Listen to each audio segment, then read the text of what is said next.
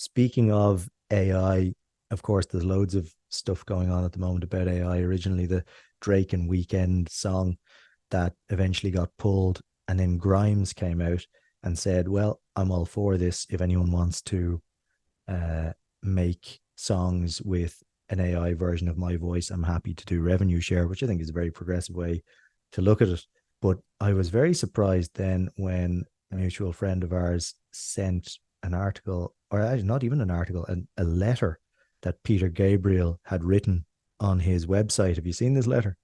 I'm aware of its existence, but I haven't read it. I thought it was very cool and very measured. And Peter Gabriel is just, he's at the cutting edge of everything always. Um, Yeah. He was the first person to sample, wasn't he, in the 80s? I didn't know that. What was the sample? Uh, what was the album? I think Security, the fourth Peter Gabriel album. He took loads of samples from African music and things like that. And I don't know what the sampler was, but there's a great video on YouTube of him going through it, and he's like a mad scientist in a lab coat, like almost.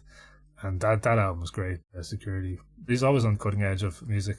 Yeah, he was doing a project, I think it was with Stability AI.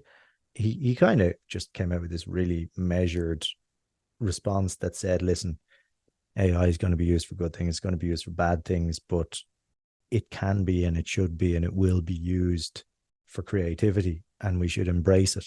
And he, for one, said that it reminded him of the first time he realized what computers were going to do for music. And like you say, he was the first to embrace it. And yeah, I think he's right.